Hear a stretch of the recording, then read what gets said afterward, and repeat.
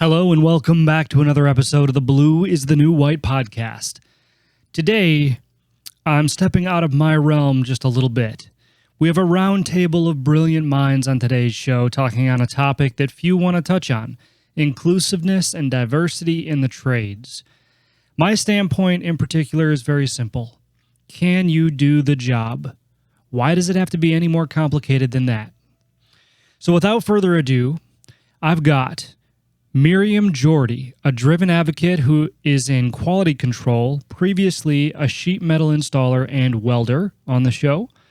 Also joining us today is Lisa Langevin, an openly lesbian woman who has helped revolutionize career pathways for women in construction through grassroots initiatives.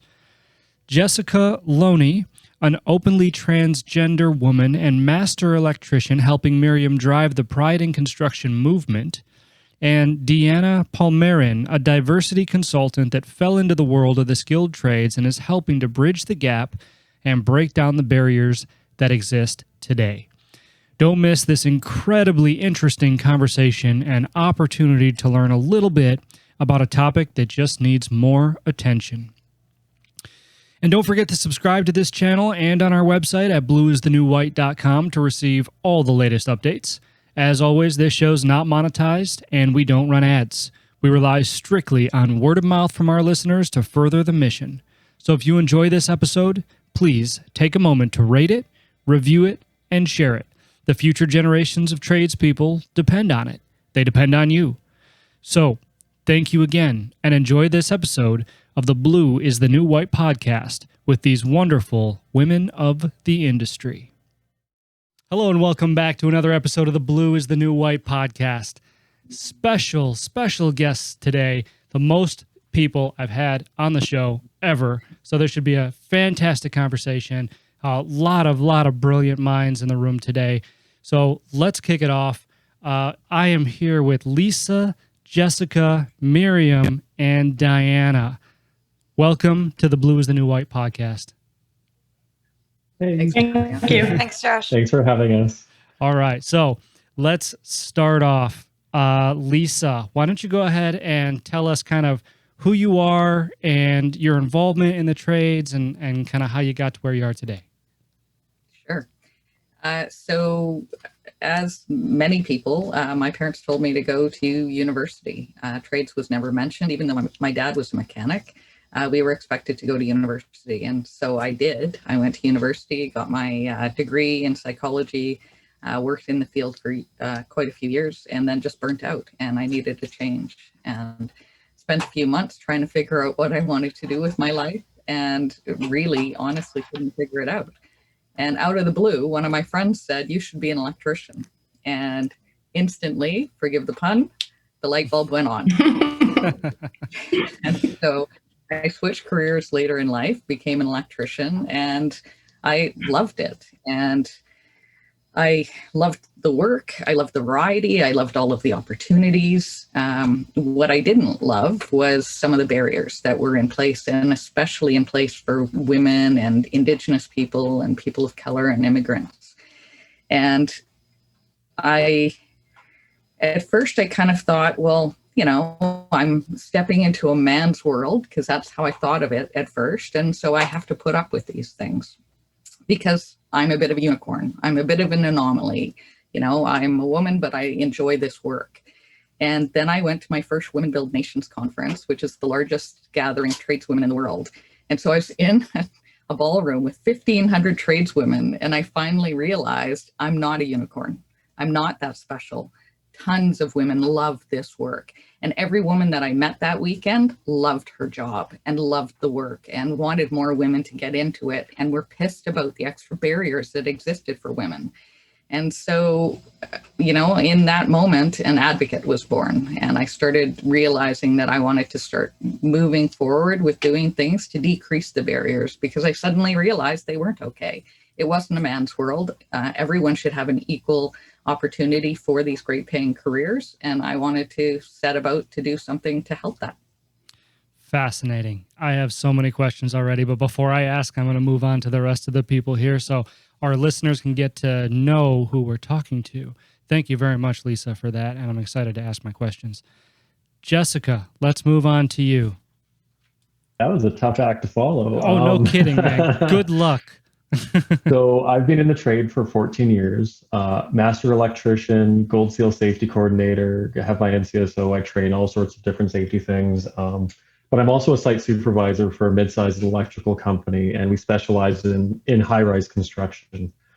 And how I got to this point right now was just over 2 years ago, I came out as a trans woman, which the amount of stress and the barriers and like the flip of the male privilege and everything that happened, there was so much of a dynamic shift in my career that I truly saw the other side of the coin, so to speak. And now through Pride in Construction, we'll obviously get to that a bit later.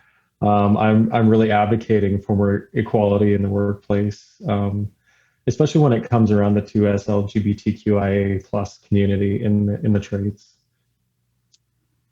Fascinating. Again, I'm left with so many questions that I can't wait to ask.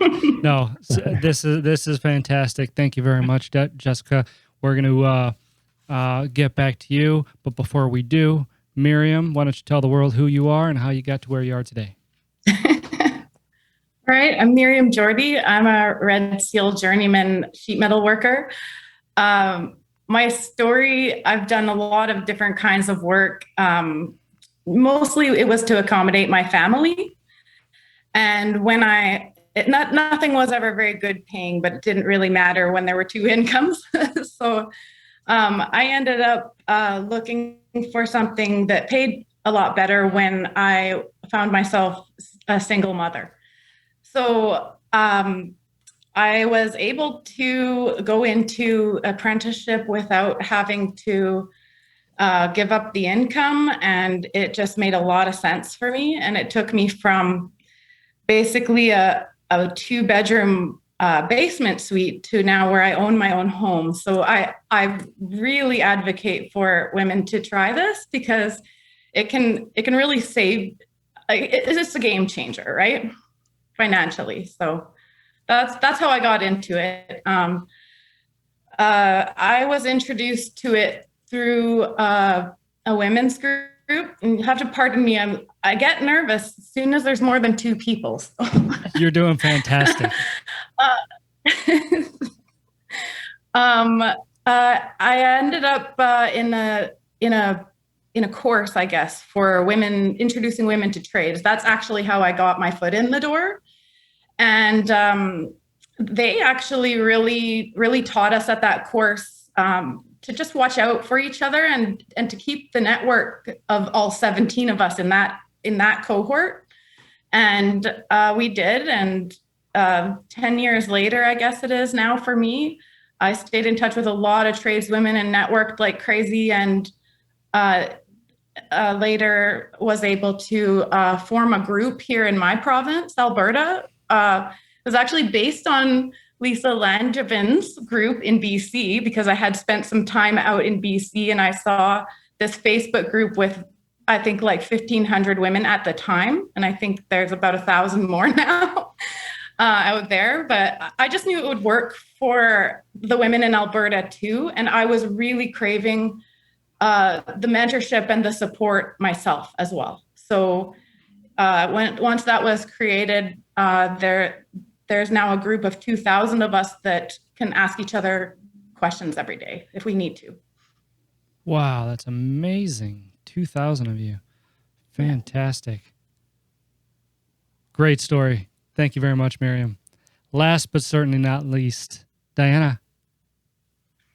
So with me, just for full disclosure, I am not actually a tradesperson. I am not like these 3 amazing women that you have here. I am a diversity, equity, and inclusion consultant. And I ended up getting involved with, the skilled trades and the construction industry by chance. I am seriously the most unlikely person. If you have met me 3 years ago, you would have never thought that I would be involved with this industry. like so far, for me, it has been kind of like an awakening. I have been working in the DEI, diversity, equity, and inclusion, for 20 years, but mainly with government and with non-for-profit organizations. I didn't have any experience with this industry, and I kind of like had a feeling that things were particularly challenging, but I didn't expect them to be so challenging. And as my colleagues here have mentioned, the barriers for women, for Indigenous people, for Black people, for members of the LGBTQ2S plus community are just huge. So in a way, like for me, I also think the possibilities are endless. So that's why I'm here. That's fantastic. And I know you said you're not in the trades, but you know what? I've talked to a lot of people on the show now, and I got to say, one of the things that you do have in common is that you probably, when you said that you didn't expect to be in the trades, I'd say about 75% of tradespeople say the same exact thing. It's absolutely amazing. And it's a good thing you like challenge, because holy cow. This is definitely the right industry to be in your line of work, because like you said, it's a challenge and there's a lot of barriers to be broken down, a lot of work that needs to be done. So, well, all of you, thank you very much for sharing your story with me. And that's it. So we'll catch you next time. No, I'm just kidding. No, all right. I've got a ton of questions. Jessica, I want to start with you, if you don't mind. So 14 years you've been an electrician, that's right? Yes, that's correct. Wow, that's fantastic. But 2 years ago is when you came out as a trans woman. That's correct, yes. Okay. So I think the first thing that my audience is wondering is, what did that feel like? I mean, it's a broad question. I know it's hard to answer, I'm sure, because there's a lot of things that go into it.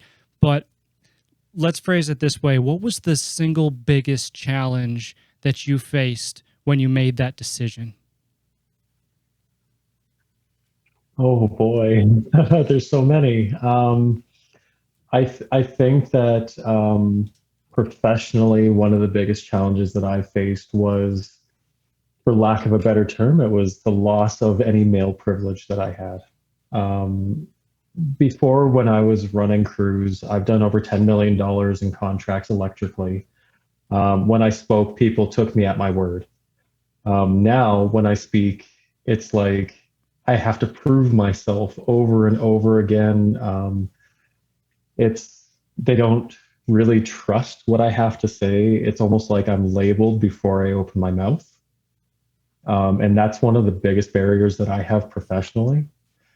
Is it's like twice as much work trying to get people to take you at your word. And it's the complete loss of the male privilege. All and right. I can see my other three guests all agreeing with it because they know, right? Yeah, absolutely. So what keeps you going?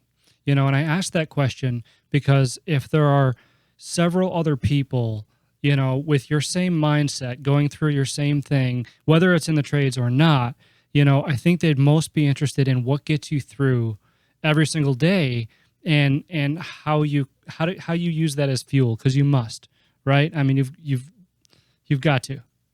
Well, there's been a lot of obstacles on site. I don't know if you really want me to get into them or not, but basically the way that I see it is I'm definitely not the first, and I won't be the last, but the people who came before me, they made this nice little path for me to try and walk on, right?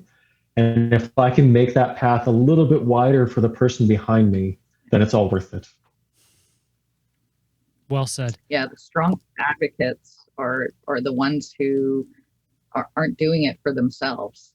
They're doing it for the next generation or the next people that come after them. Absolutely. And that's something that Miriam and Jessica, when we've chatted, we all have in common, right? Absolutely. All of us have gotten to points in our career where, we don't have to do this advocacy. like we're okay. We're set in our career. Yeah. You know, we could just keep trundling along. But trundling along isn't enough. We want to make it a better industry for the next people that come up. Yep. Absolutely. Yeah. And, you know, like with this advocacy that's been happening for several weeks now, like I could potentially be setting my professional career on fire, but it's worth it. I feel like it's worth it to give people who aren't out, who don't have that voice, who don't have that reach, to be able to speak not for them, but with them, so they can be heard through me. It's worth it. Absolutely. I mean, and that's what it takes, right? And history has taught us that. That's what it takes. And the act in itself is admirable. I mean, you know, having the foresight, and I guess you could say the hindsight, you know, to know that in order to make a difference, you've got to walk that line. You've got to walk that path, and that is absolutely fantastic. So, Lisa, I'm gonna go to you real quick. You said something: the strongest advocates don't do it for themselves. That's such a true statement, and I think I know it's early in the show, but that's probably going to be one of my clips for this episode, because that's bold and that's strong and that's fantastic. So you have a degree in psychology. Yeah. You said, okay. And so you ended up becoming an electrician, and let's see, women build nations. I know that wasn't like the point of your story, but I was curious as to what that was. I haven't heard of it. Women Build Nations is a conference that happens once a year.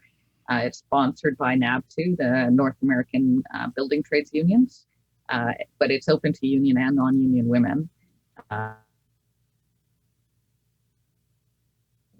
And non-binary and transgendered people. It's open, but it's a conference that focuses on inclusivity and increasing diversity in the trades. And it happens every year. It started in California, and every year it gets larger. I think the last year that they were able to have it, I think we had 2,500 people there. So we had to book into several hotels, but there wasn't even a hotel large enough to book everybody for the conference.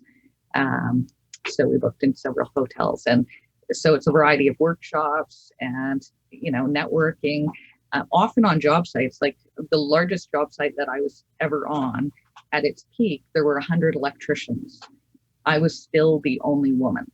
So, you know, guys get to see other male electricians or all the time, but for women, we don't get to bump into other women electricians or, you know, women plumbers or things like that often, which is why the networks that Miriam was talking about, that she's created in Alberta and I created in BC and we've created across Canada, it's why those are so important. But then actually getting to meet in person at conferences like Women Build Nations is just so valuable. Yeah, absolutely. And I wanted to talk about that, the what you guys have created, right? You said obviously you're openly pissed about the barriers, right? And you want to decrease those barriers. So yeah. So what was this that you created, and right. We know why, but what is it? Yeah, so when I first started, I was still an apprentice, and the first thing that we created, I belonged to the IBEW, which is the International Brotherhood of Electrical Workers, which is the electrical union. And the first thing we wanted to do was create a women's committee, because many of the unions have women's committees, but the IBEW had no women's committee. And so we went to our local and we asked, hey, could we set up a women's committee? And we were told no, because what? Yeah, the business manager at that time found it too threatening. But the international IBEW was asking for locals to set up electrical workers minority caucuses, which was a group from the States that was focused more on racial issues. And so we said, okay. And then we used the EWMC as a way to create a subcommittee for women. And one of the things that we made sure that we did is we made sure we made our local look good. So, you know, we did a lot of different events, like we volunteered at a women's center. doing painting and odd jobs to kind of spruce it up. We did another odd job at a downtown East Side women's center where we built them a pergola and did a bunch of electrical work, bringing things up to code. And every time we did something like that, we made sure we took pictures. And we got the pictures published in our national IDW magazine and in the paper and in various places. So eventually they said, okay, you can create a women's committee. And that was the very first thing that I did with help with my fellow comrades. And we moved from there and we created a nonprofit society because what we found is we were creating these women's committees, which were great, and all of them are still going on today, but they were limited to union women. And, we are very inclusive at our hearts, right? We're used to being shut out and we don't want to shut out anybody. So we created the BC Tradeswomen Society, a nonprofit society in BC, so that we could offer services to union and non-union women. And then we advocated at the provincial government, ended up getting some funding to do research. I did a year-long research on what are the barriers for women in trades. And the year-long research, Josh, was, we're going to tell you right here what most of those barriers are. So the year-long research didn't tell us anything we didn't know. But what it did do is it put it down in 180 pages of really concrete, solid writing that actually provided leverage to advocate for more funding. And eventually we got funding and we opened the BC Centre for Women in the Trades, which I'm wearing the t-shirt for. So we got funding to open that center that now provides career programs and mentoring and networking and does talks in schools and all sorts of things like that. So it really started from a very grassroots place and then moved on to something that's much more organized and funded. Holy shit.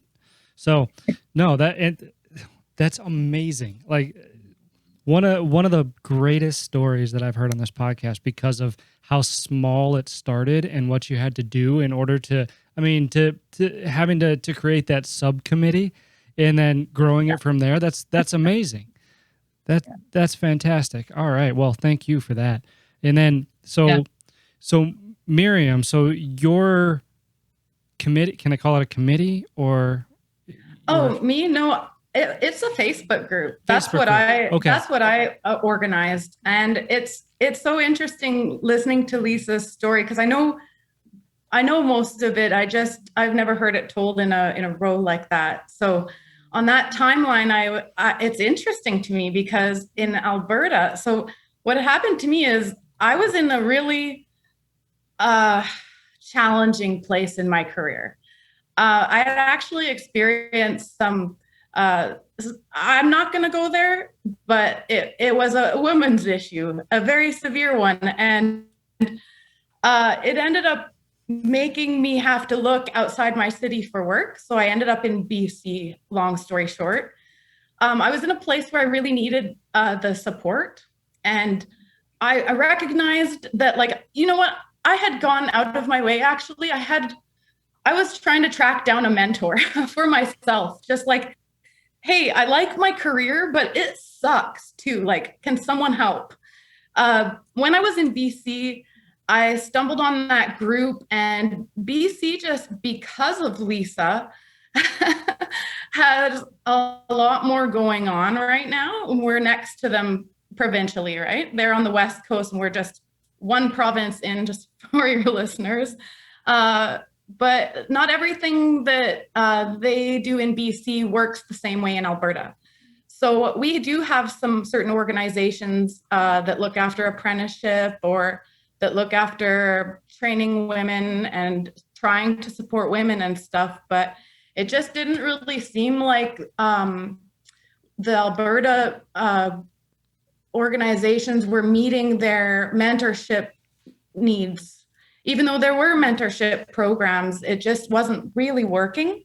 So my act was really simple compared to Lisa. Because of all the work she's done, I was able to basically copy an idea and make it happen in Alberta. And that became it is now used by the other organizations. What's interesting about the group is that the school is in the group. All the schools are in the group. The women's organizations, they're all in the group. All the women are in the group. Industry is in the group. Anyone who's a woman or interested in these, well, they have to be a woman, but they're in the group. And it was really the first time ever that there were no barriers to all working together. So it was this common place because it is grassroots, because we aren't affiliated with anyone, because no one's being paid to do this. So it created like just a really authentic group and like an awesome mentorship destination, an awesome place to network, an awesome place to have if a woman puts a question on that forum, she has 30 answers that afternoon. So it's pretty great. From there, I've always chatted with Lisa since the beginning because I was quite surprised that it worked. And I think now, so there is a small committee organized, and we are starting to move towards building a society as well. That's in the very early stages. And through the group in Alberta. So since we have such a base, it's become its own culture. It's probably the most inviting, supportive group of women I've ever met. And we recognize that there's a lot of pride in our group. So I thought, just as a simple idea, just to celebrate pride in our own backyard kind of thing, like where we can control it. And several women from the group have now basically formed what Jessica's involved in, and it is another committee called Pride in Construction. So, all right, yeah. Awesome. This is amazing. Like, I mean, it sounds like, okay, so I know I've only known all of you for a total of maybe 13 minutes, but I'm just amazed at, it seems like how much progress was made, by each one of you in individual areas or even geographical regions, and really how quickly. I mean, when you look at the total history of things, I think this is positive steps in the right direction. And, I'm just excited to be a part of it. So thank you all for that. We're gonna go back down to Jessica then to talk a little bit about this Pride in Construction thing that you've got going on. Can you tell us a little bit about that? So Pride in Construction, it kind of originated in the Alberta Women in Trades group with Miriam. That's where I met her through her group. And there was 7 of us who kind of, we're all queer trades people. We're tired of kind of like being the butt end of the joke on site. And we formed this grassroots movement called Pride in Construction. And it was a bit of a rush towards the end to get it launched, but we launched June 1st this year, and we've been on TV, we've been on the radio, we're all over social media, LinkedIn, Facebook, Instagram, Twitter. We have quite a buzz going around it. And the whole premise is we're giving the 2S LGBTQIA plus community in the trades a voice. It's not the committee that's speaking, it's the other workers. They're sending us their stories, they're sending us their pictures of their achievements and their trials and challenges and like what they're hopeful for. And we're using kind of like our voice to echo what they're saying out into the masses. And every day we have like a new feature, or we have new radio play, and it's all individuals speaking their truth about how they feel they're represented in the trades and what got them into the trades and what they're hopeful for. And it's a beautiful thing, and I'm so blessed to be a part of it. It's much bigger than just the 7 of us. We have people from the United States, Southern United States. We have people from Germany and the UK and all across Canada, a couple from Australia. they're all sending us these stories, right? Like it's not just a North America The French group. movement. The French group in Quebec got some stickers up. That was cool. That's amazing. I want to stop you right there real quick, because my listeners are used to hearing me say a very similar thing, right, about young people in the trades and getting them interested and getting them involved and stuff like that. And to your point, the best way to be able to do that is coming from those people that are already in it, right? So that's kind of, that's your goal behind it, is that right? To give these men and women and transgenders a voice. I'm sorry, I don't know all the letters. Forgive me. That's a long string. But to give them a voice and really entice anybody who may not be comfortable with it but want to pursue that line of work, essentially say to them, hey, we're here, it's good, we're going to take this industry and move it forward, help us do that. Is that kind of the goal? Yeah. And it's like we're trying to flip the narrative on the stigma around being in the community, in the trades, right? Like daily, you hear that's, okay, I don't know if I should swear or not, but like that's gay, right? That's fucking gay, or, faggot this and homo that. And like even today, I had to call someone out on site in front of his whole crew. This was the foreman saying this in front of everybody. And I shouted over all of them to call him out on his bigotry. And it's like, there is no place for hate in the workplace, regardless of the industry. And, this whole movement is to trying to stamp it out, right? But through people's voices, through our own voices, and like through this power of, we might be the minority, but if we're all together, it's a very sizable group. Absolutely. Yeah. And Josh, what you talk about is recruiting new people to the trades, which is important. But, another even more important thing, I think, is making sure we're retaining what we already have in the trades, right? And part of that means changing the culture that's currently there. Like I remember when I first started as an apprentice, it was okay to make any kind of heinous Indigenous joke. It didn't matter how heinous, it was okay. It was accepted. Also at the lunchroom table, I had one of the guys that I worked with only ever refer to his girlfriend as the C word.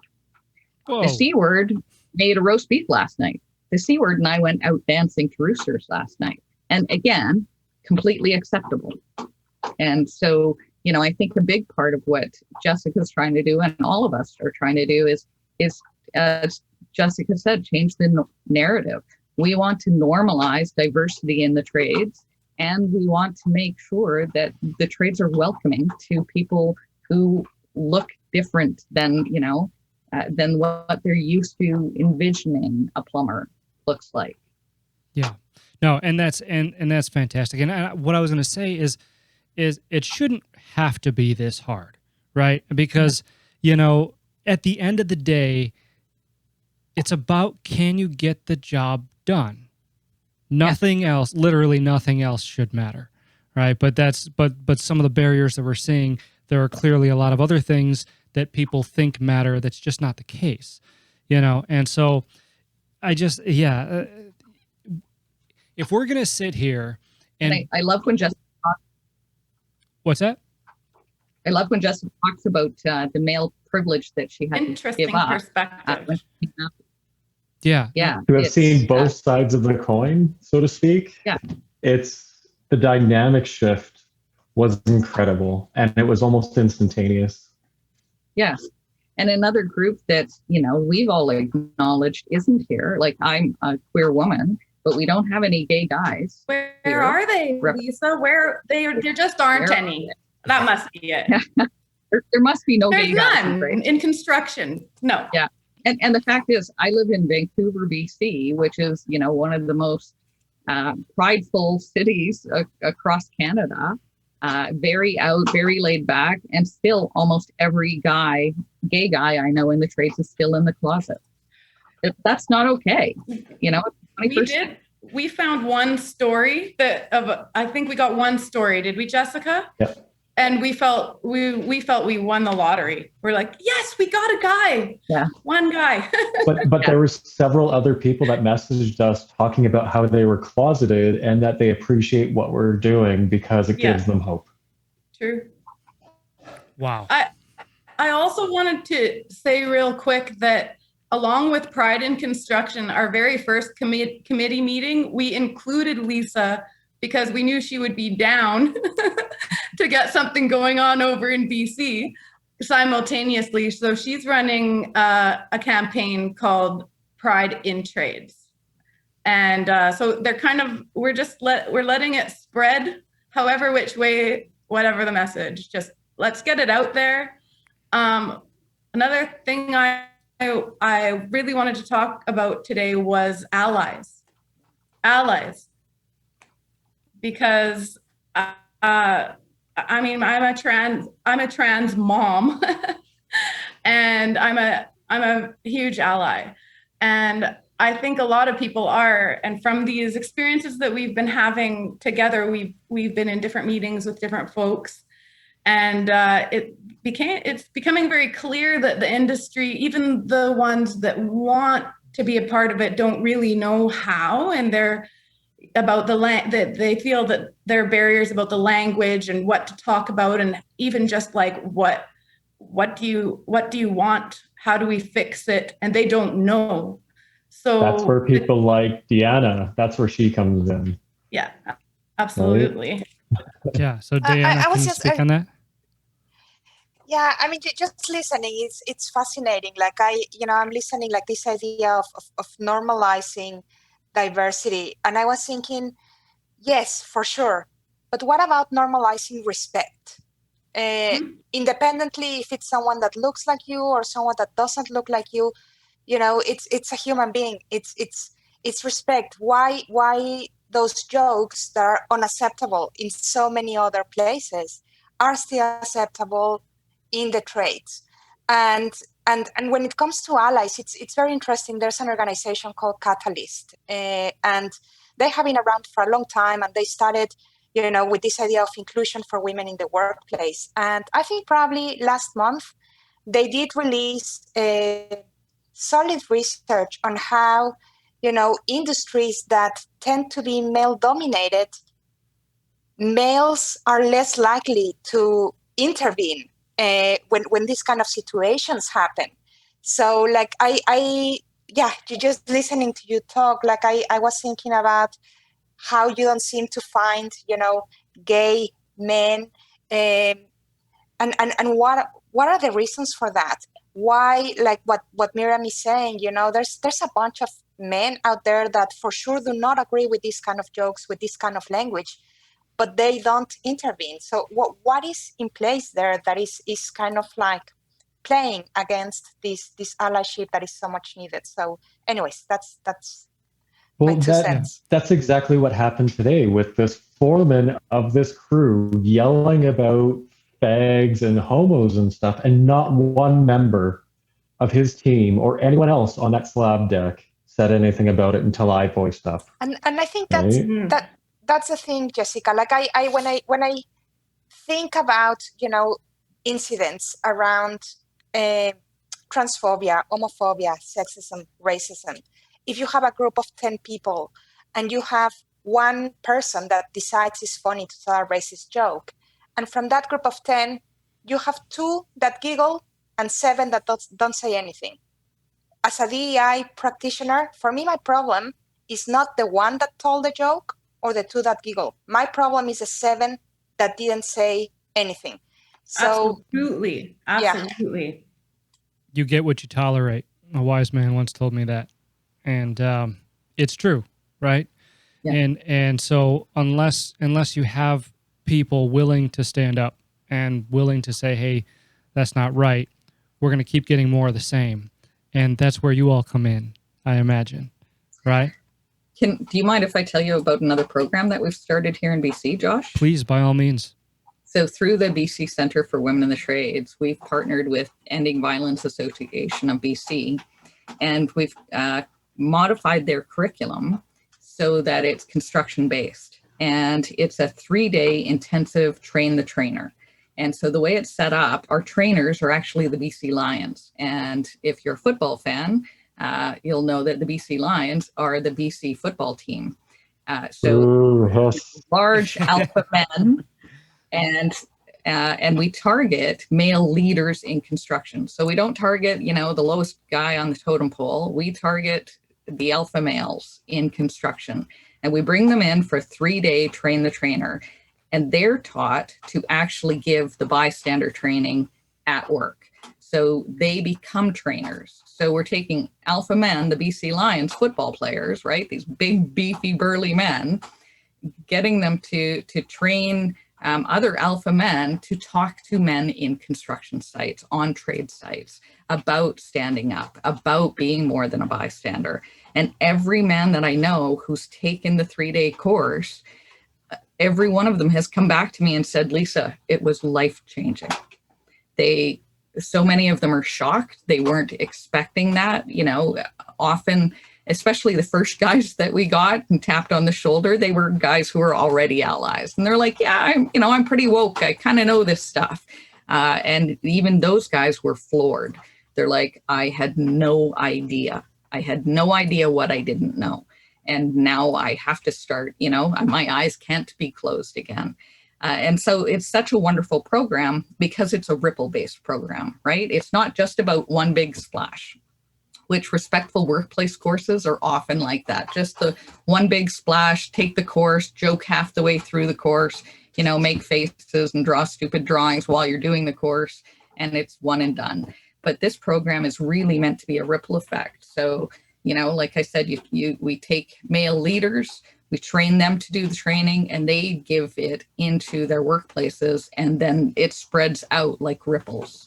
And programs like that, where you have men talking to men, rather than women, standing at the front of a class lecturing to men, it makes all the difference. And as Diana said, we have to teach men how to stand up and speak out, because they've been enculturated in this culture that tells them they can't speak out. They can't go against the norm. And we have to teach them they have to speak out. There's an interesting side note on that is, I don't know where I stand on it, but what do you think about that men, particularly the dominant group of men, has not really had to advocate for themselves? Like, I know when I started in the trades, I was so shy to speak up for myself, and it really ruined my life that week, like I really had to pump myself up to go back in, and please don't say that to me, it's inappropriate, because it just felt like it's super stressful socially. And I don't really feel like a lot of guys have to think about how to stand up for themselves daily like we do. So teaching them those skills, I think that might be part of it too. And I think what they're saying, it's so important, Miriam. And it is an industry that is not only male dominated, but white male dominated. That's a dominant group. That's a group with the power and the influence, and is the group less likely to experience exclusion. Not that it doesn't happen, but it's just less likely. So it's hard, to get this group to understand how bad it can be. And like I encounter people that are shocked at some of the stories that are happening, and I think, well, why are you shocked? I mean, if you were talking to more women, if you were talking to more racialized people, you would know that this is, an everyday thing. Yeah. So they, in a way, seem so distant just because it doesn't happen to them. They're not familiar. So, I think that's a huge thing as well. Well, and I think it stems to maybe from a lack of curiosity, right? Because I got to say, before I wrote the book, before I started doing this podcast, admittedly, I didn't know. I just didn't know. And I had never been put in a position where, I was forced to ask questions or be curious about it. But as I started doing this show and you know, advocating for the skilled trades in general, you know, it has opened my eyes to an entire world of people and their experiences, you know. So I think that, you know, even coming from that basic human instinct of general curiosity, right? That's something that we kind of need to get back to, because people tend to fear what they don't know. And, you know, when they don't care, or they're not curious enough to find out, maybe that manifests more of that. And I don't know, I'm not a psychologist, Lisa. Is that you? Yeah. So, Yeah. but you know, I'm just saying that before I started to expose myself to, you know, all the different people that are in this industry, you know, there was probably a lack of curiosity on my part as well. Not from a malicious standpoint, obviously, just from, you know, an ignorant standpoint, I guess. Thoughts? I wanted to point out that if people are on LinkedIn, we have set up a page for the month that is producing content, the stories that we talked about here in Alberta anyway. Lisa has other stuff I'm sure she could point you at, and some of it's collaborative. There's a new Facebook group also, Queers in the Trades. Did I say the name of the page? Pride in Construction is the name of the page on LinkedIn. And and an Instagram called Pride in Trades. So on Instagram the other day, I wish I could pull it up, but actually my phone is not working. So there was a little feature that we posted about allyship. And I think that that's a huge part of a huge component here, because we want industry to get involved. Industry kind of wants to be involved. It's not good enough, though, to turn your logo into a rainbow, I'm hearing all the time. It really pisses off the community if there's nothing else happening. So anyway, that's my take on it. But if people want to know a little bit more about how to be an ally, find some of these pages, groups. There's so much more on the internet about allyship. But allyship's a very big component of the pride in trades and construction movement. Well, and to add to that, you mentioned about, you know, companies wrapping themselves in the rainbow flag for a month. I see these companies and they write these wonderful policies about inclusion and anti-bullying and harassment, but there's this huge disconnect from the office to the site itself, right? It's one thing to have this policy that looks nice on the outside. I think, Lisa, you mentioned this before. It looks good to everyone else from the outside coming in, but if it's not actually done anything with it, then it's very fruitless. Mm-hmm. Yep. And really, it has to be. Everyone always talks about top down, but I really feel like in construction, it's bottom up, right? You really have to start at the ground level with the guys, working with them, and bring it back up to management as well. It's kind of like a double-sided. Yeah, it's both ways, really. Yeah. I mean, it was important for this movement to occur because it's allowing a door to be opened for conversation, and hopefully we can help industry find a common ground where they can support more initiatives that involve diversity, equity, and inclusion challenges.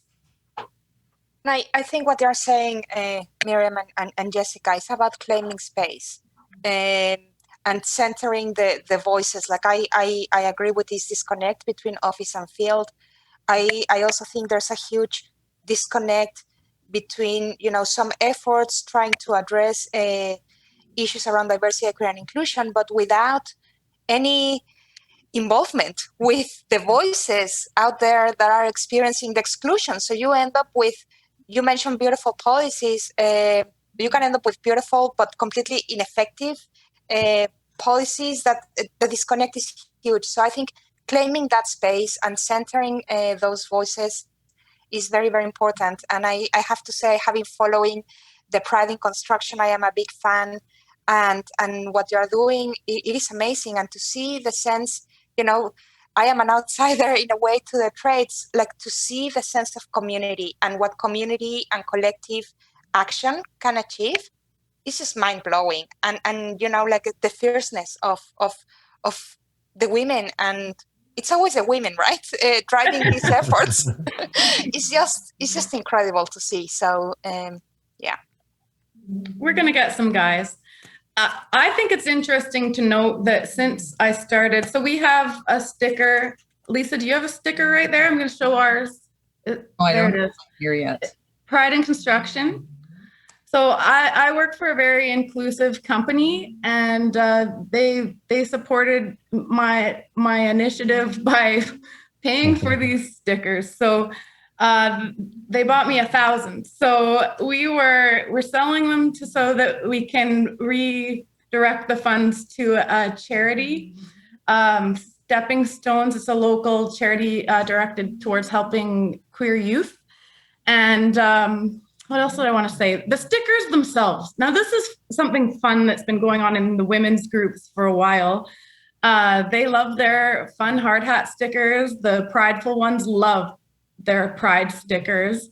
And I work on one of the largest construction sites going on right now. So I have this huge base of people, and I like to hand out these stickers. And it was really interesting because no one was flat out rude. A couple of people only absolutely just refused to take them.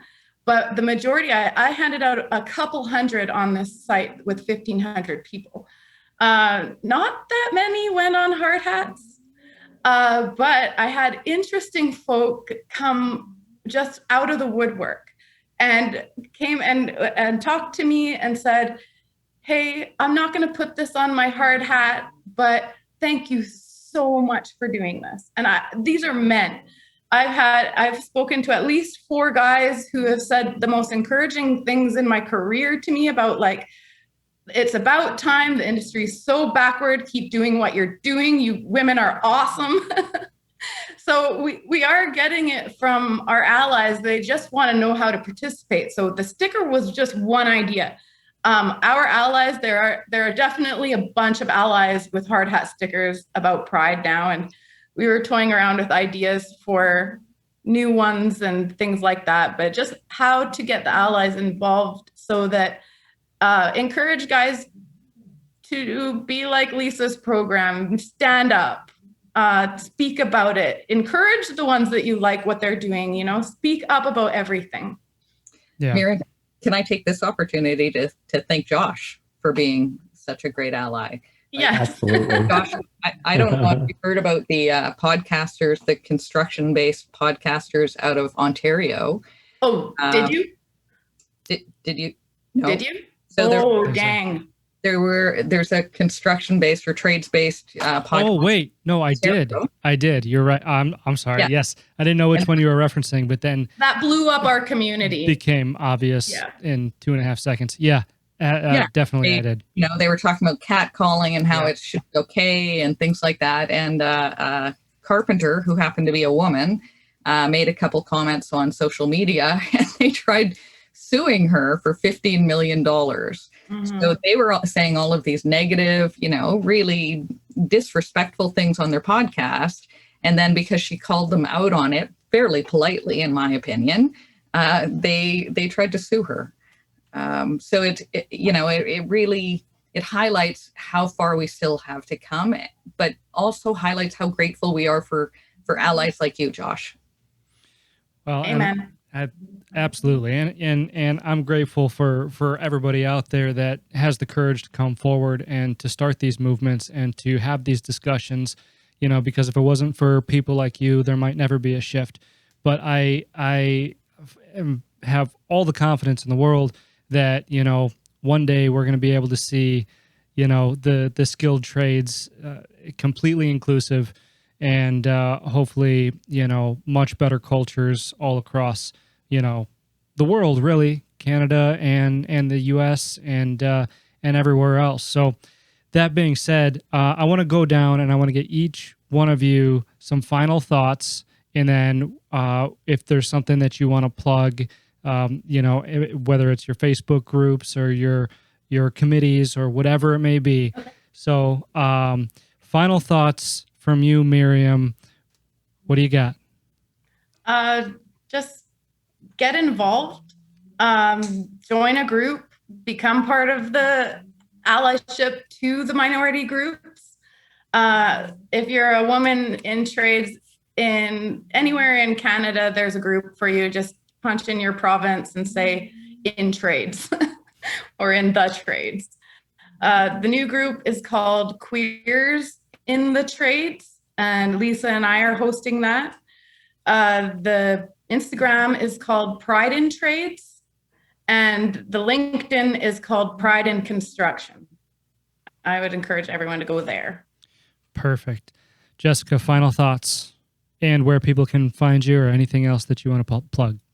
One last thing that I do want to say is, like I mentioned it before, you hear that's fucking gay on site. Gay is not synonymous with a lesser. We are the dreamers, we're the doers, we're the creatives, we're skilled in our trades, we're very professional people. And just because someone uses that's gay to refer to an unwanted act or condition to get the job done doesn't mean that it's the lesser. Very well said. And then on top of that, Miriam's already plugged everything. What I'm here for. Absolutely. She's the networking guru for the Alberta side. That I met her through her pages. But yeah, I'll plug Lisa's thing. Don't be a bystander. Speak up. If you see it happening on site, shut it down. All right. Hate has no place in the workplace. And especially with, all of the boomers, all the baby boomers, they're going to be retiring. There's going to be a massive labor shortage, and the industry has no choice but to shift if it wants to be sustainable. Absolutely. Lisa, final thoughts. Yeah, women continue to be underrepresented in the trades, as do 2S LGBTQ plus people. And we can't change that on our own. Across North America, women are still less than 5% in the field. And we need everyone's help to change that. So we need people like you, Josh, who are allies and who are, bringing attention to it. We need company owners. If you're contracting out something, ask the company, well, how many women do you have working for you? Do you have any other diversity on your crew? Do you hire racialized people or 2S LGBTQ people? There is no one who can't do something to help out, whether it be, wearing a sticker or looking at it in hiring or asking your city councillor, hey, do we have any women working in the field as electricians or plumbers? Because every city has trades, but very few cities actually hire women. The proportion of women in cities and schools is actually lower than the international average of 5%, which is not okay. So everybody can do something to help push this forward, no matter who you are. Absolutely. Thank you. Last but not least, Diana, final thoughts. Yeah, just echoing what Lisa just said. The challenges are so huge that they really need all of us together. Is not only the right thing to do, it is way overdue. There's a massive business case, like Jessica was saying. It's not about, charity. There's a massive business case. So I was also going to say, it's interesting, Miriam, that you had some people that said, I won't put my sticker on my hat, but I support you. Allyship is not an identity. You are an ally through your actions. You can be an ally one moment and not an ally. And actually, I think when it comes to this, if you're not part of the solution, you are actually part of the problem. I would say, women, trans people, indigenous people, racialized people, they don't need allies in the closet. They need allies out there willing to speak up. So it takes courage, but it's needed. I think it's really the only way we're gonna move forward. And thank you for having us here. Well, thank all of you for coming on the show and sharing your stories and your thoughts and your insight, and most of all for spreading this much needed message. Thank you. for having us. Thank you for having us. All right. Take care.